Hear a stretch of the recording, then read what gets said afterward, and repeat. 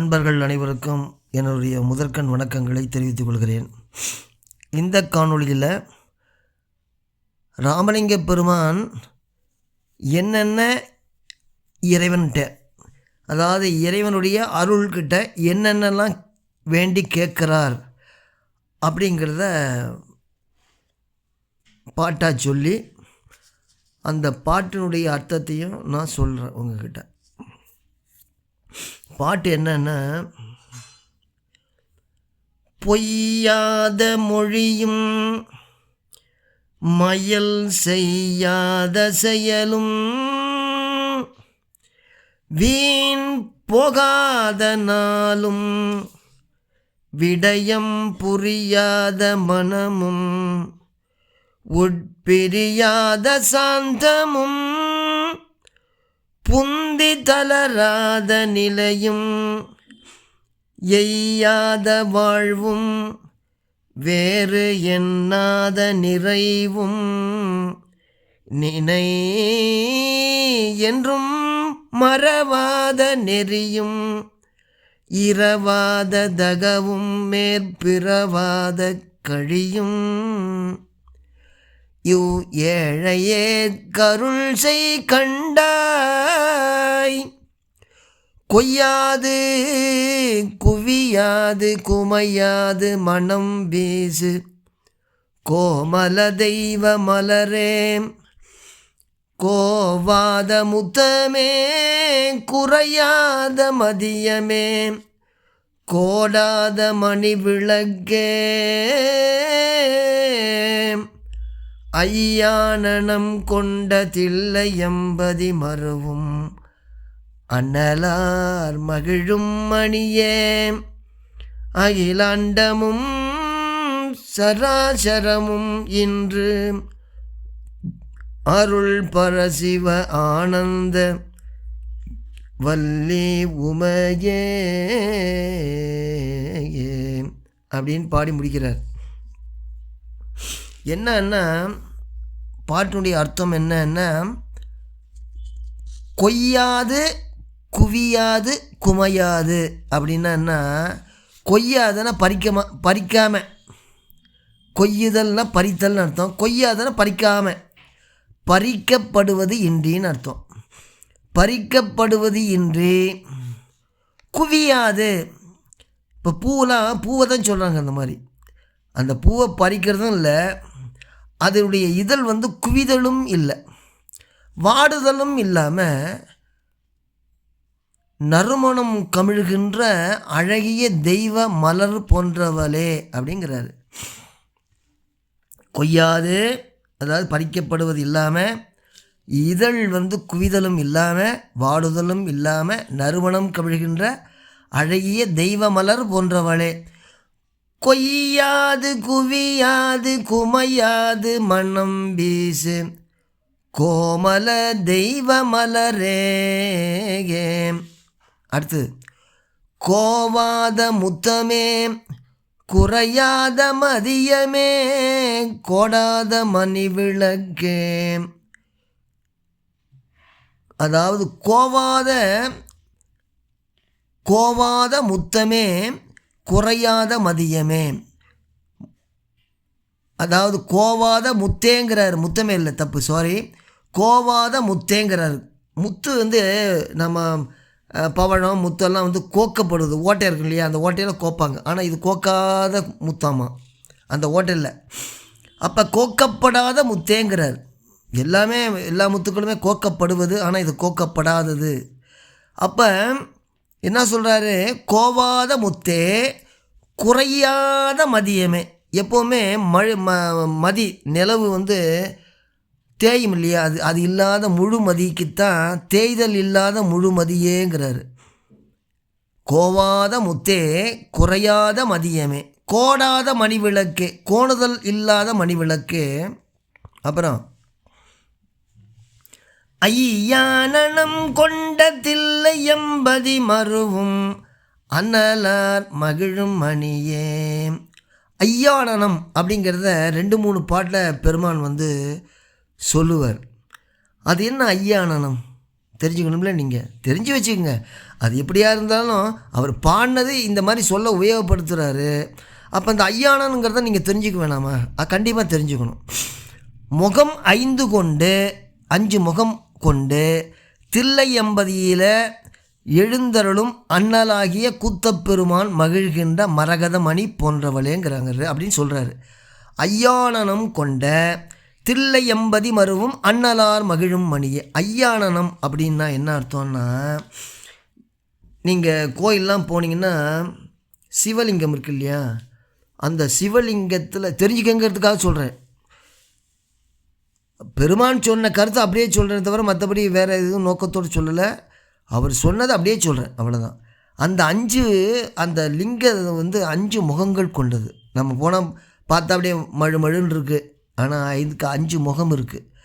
அந்த முகம் என்னன்னா, இந்த மேல் நோக்கி மேல் பகுதி தலைப்பகுதி இந்த உச்சி பகுதிக்கு பேர் ஈசானம்னு பேர்.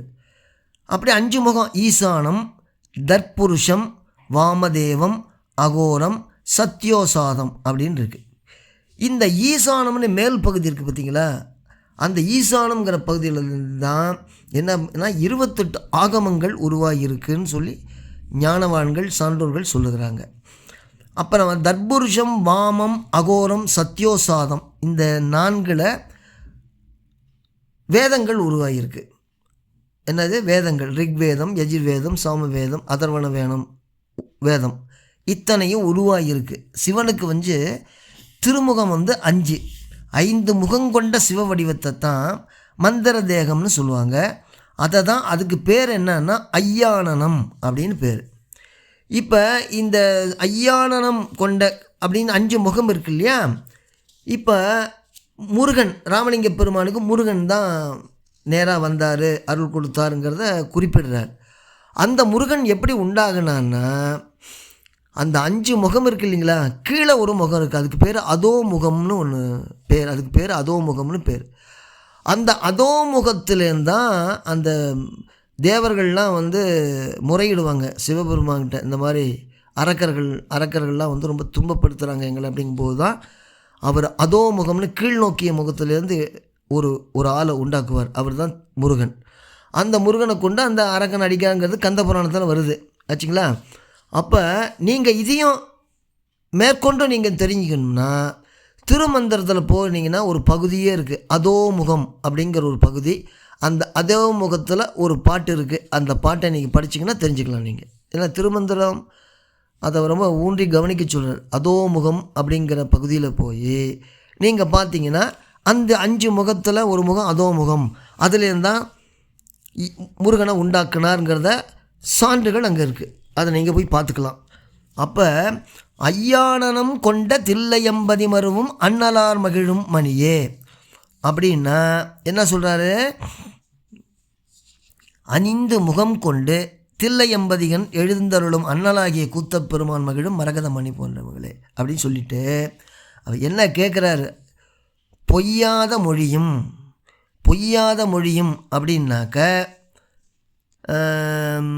பொய் சொல்லாத வாய், பொய்யாத மொழியும், மயல் செய்யாத செயலும்.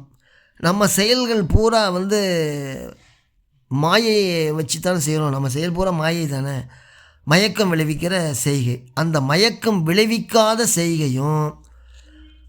அப்புறம் என்ன சொல்கிறாரு?